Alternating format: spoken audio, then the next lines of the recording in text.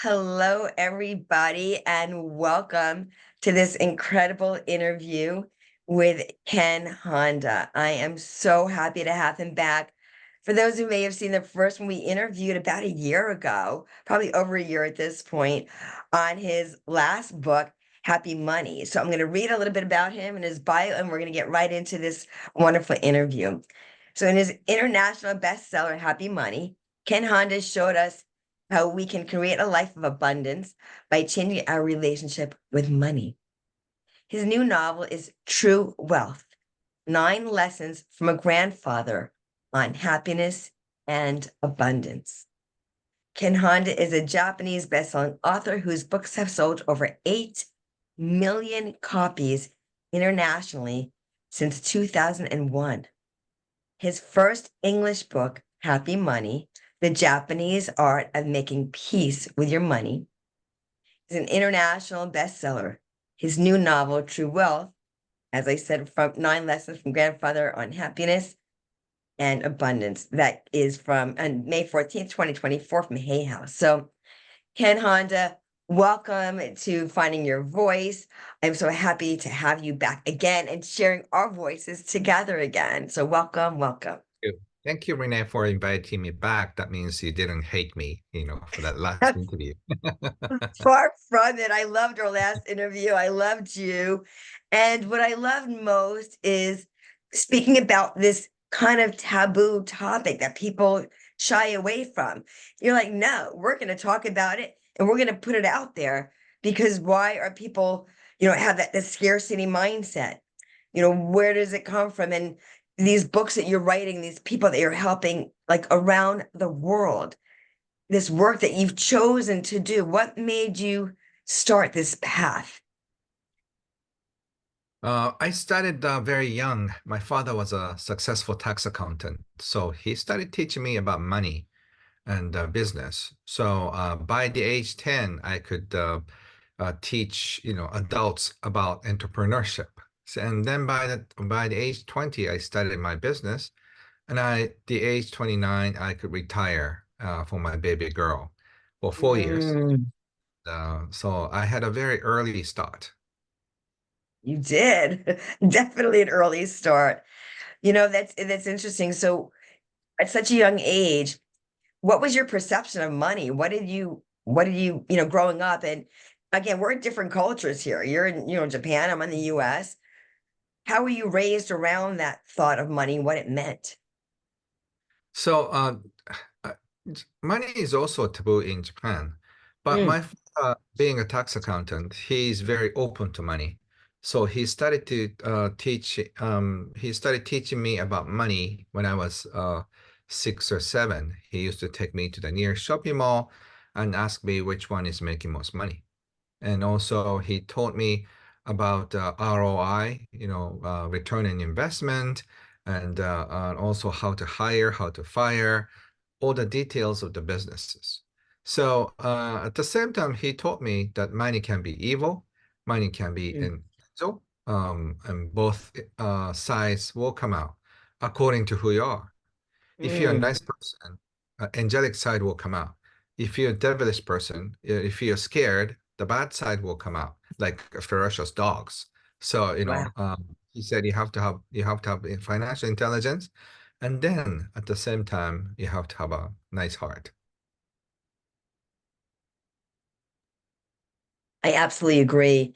You know, it starts with the heart and what you believe is what you conceive and what you do. Emotion is energy in motion. What emotions you have around money? What's the Mhm. mindset?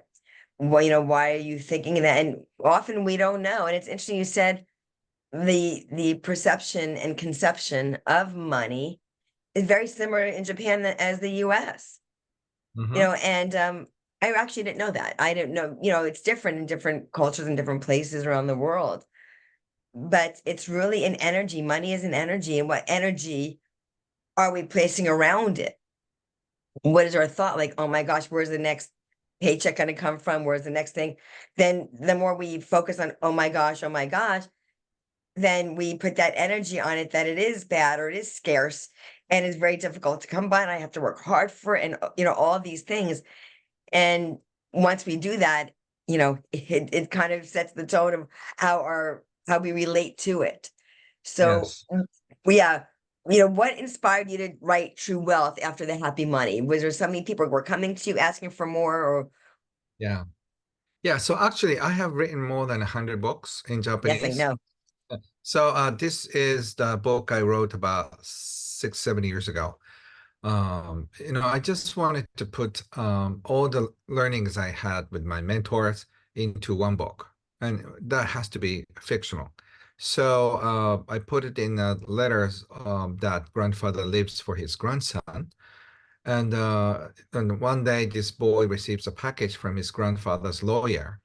And in the package, there are 9 letters. Each of them had a title: synchronicity, intuition, decision, action, money, and work and failure.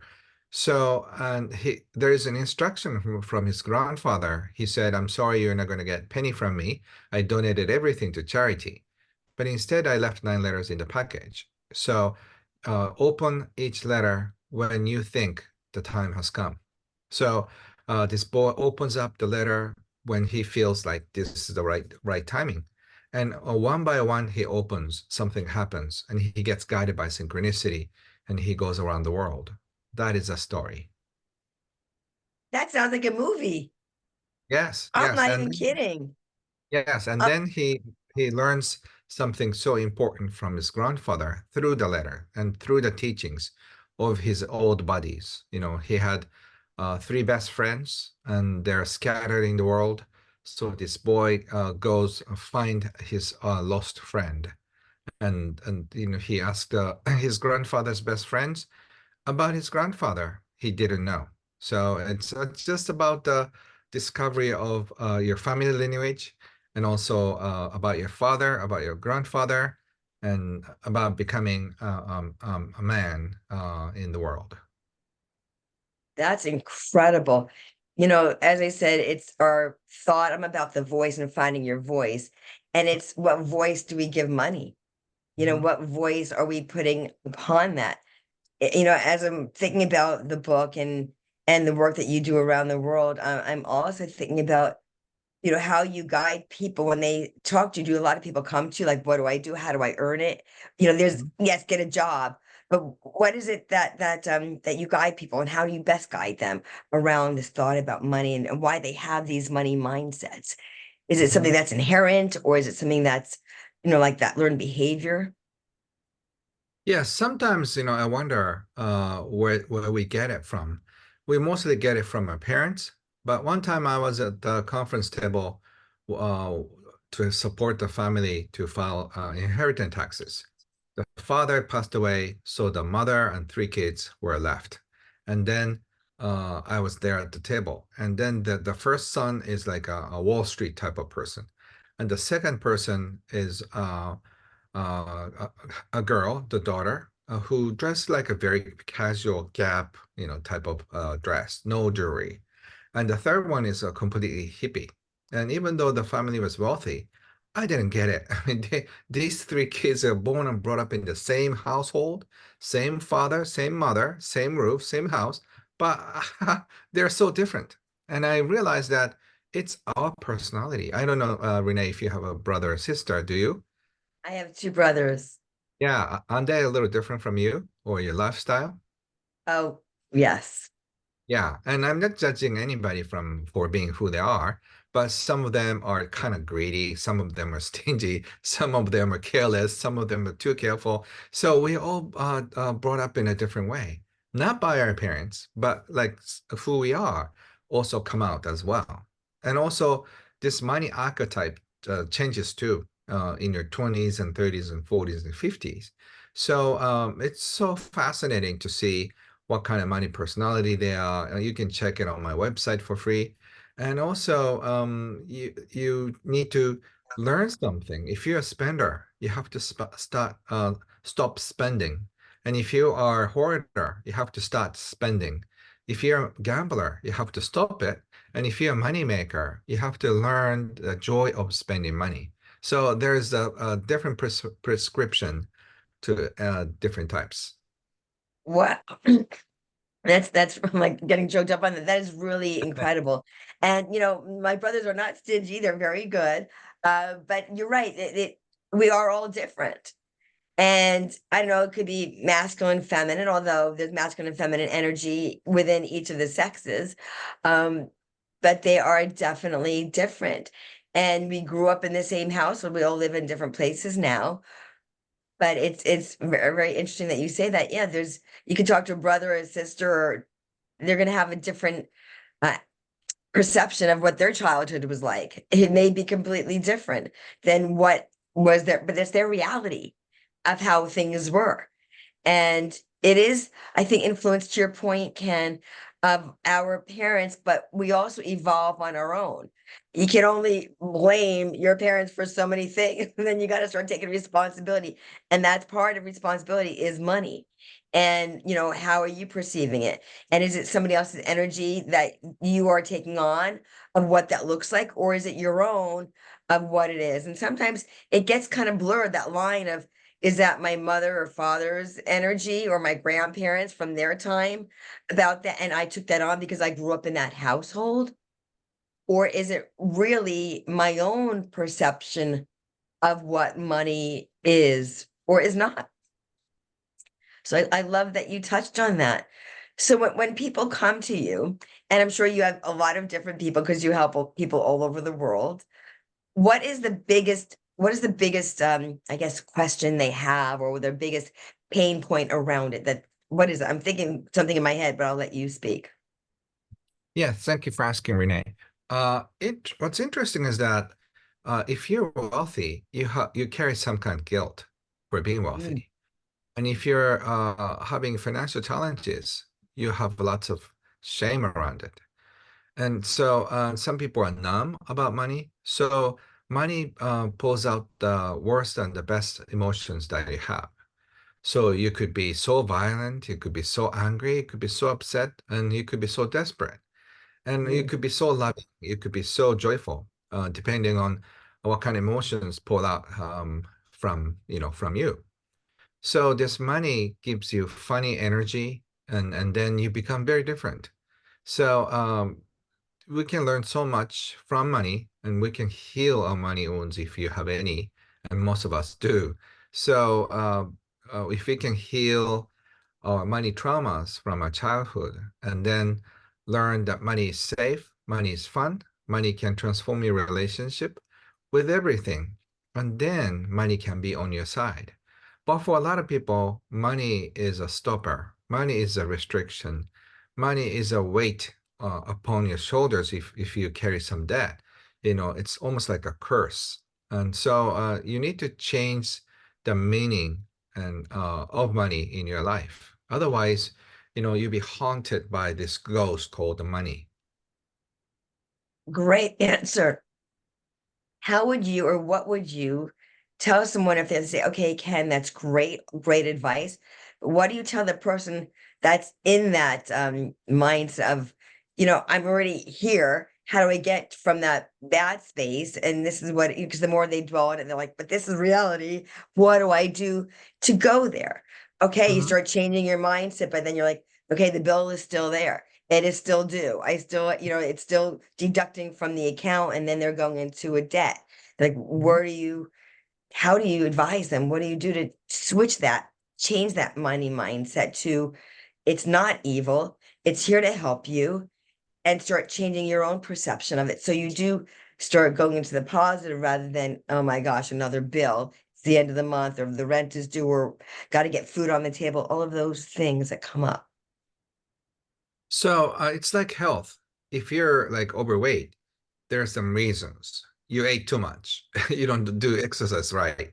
So, like uh you didn't get fat overnight, It's just how you kind of live your entire life.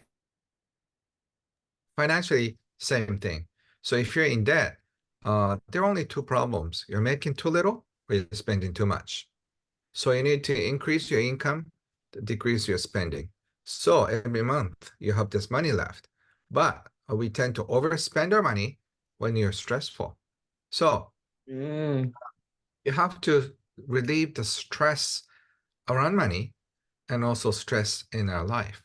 But I've seen a lot of financially challenged people in a dollar shop in America, and they seem to be buying some stupid things that, like a bottle opener or something like that. I'm sure they have five of them in the house, and then they're wasting their money on something they don't even use.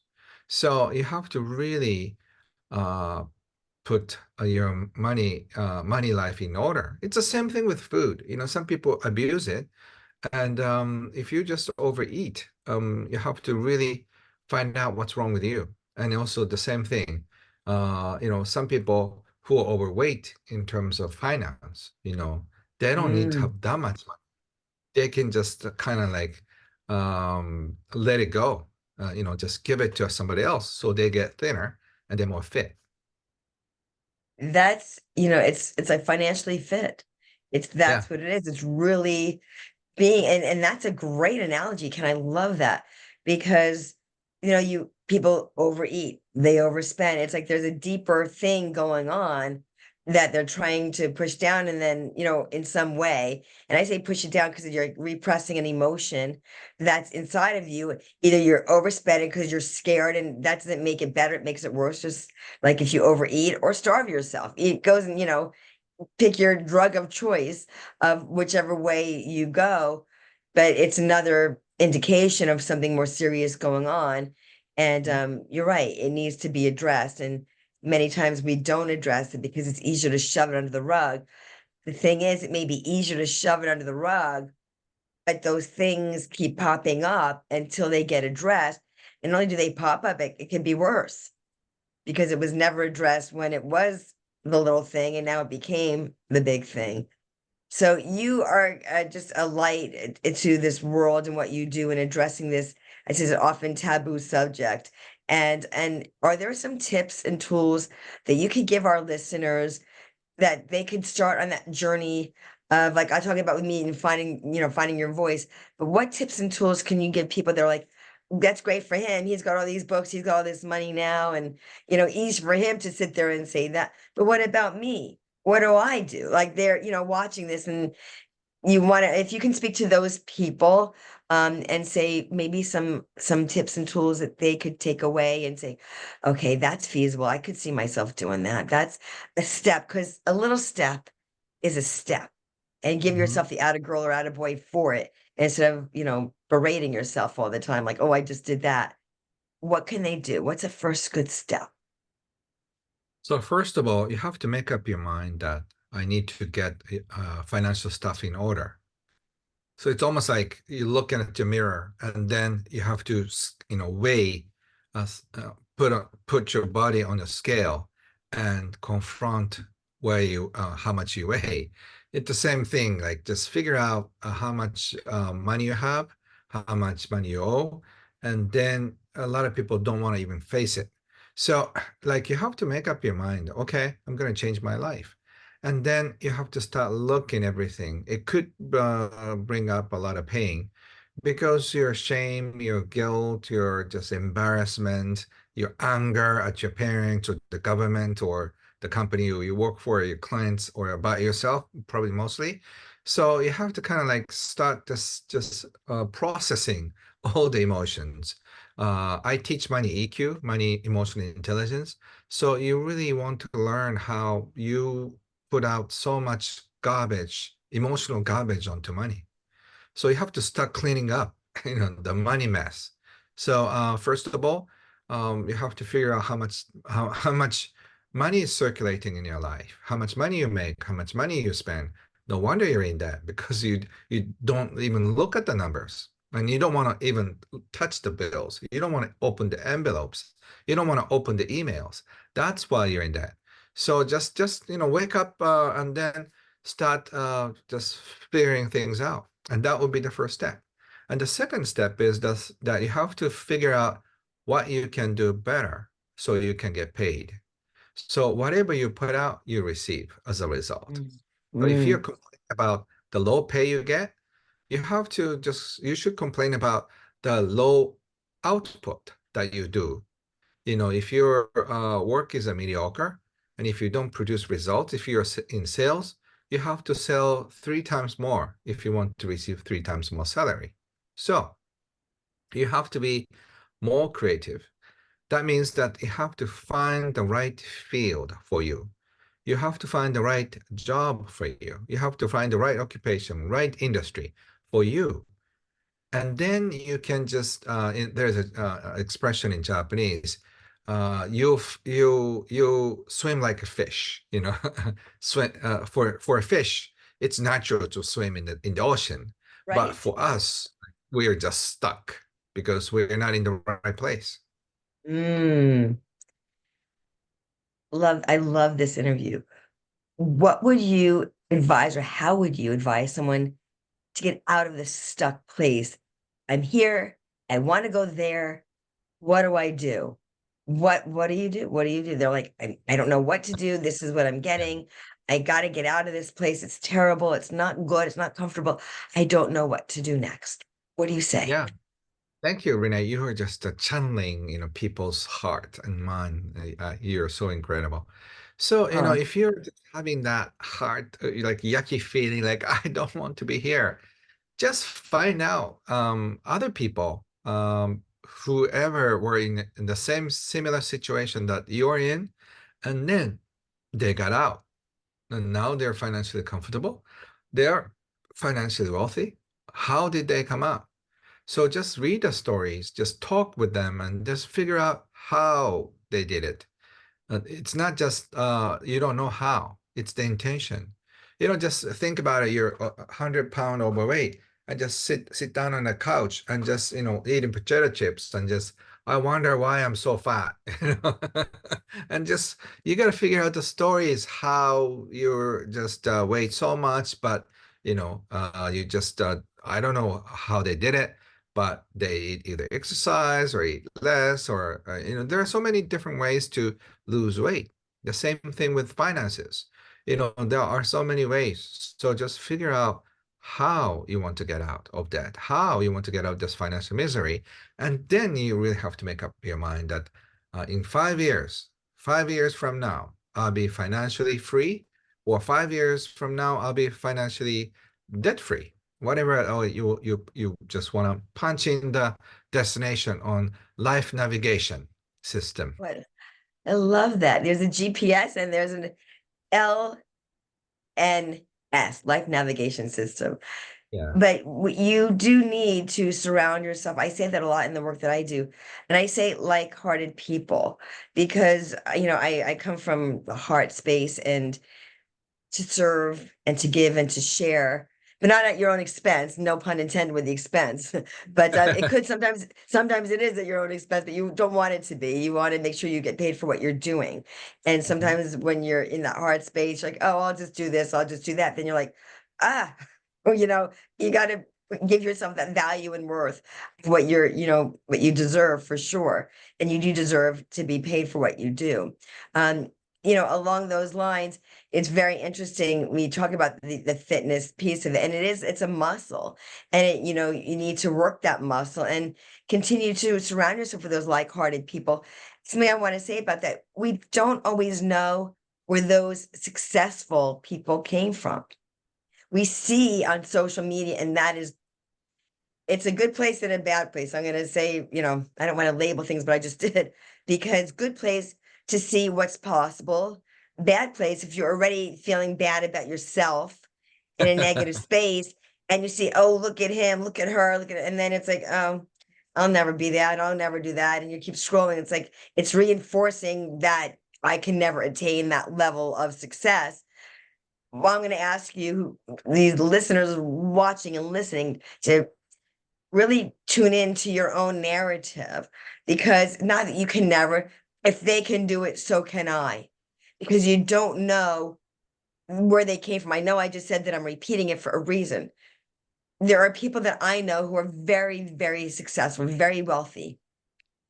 I also know that they were not always that way. I know multiple people who you probably hear from and see on stages, and they did not come with a silver spoon in their mouth.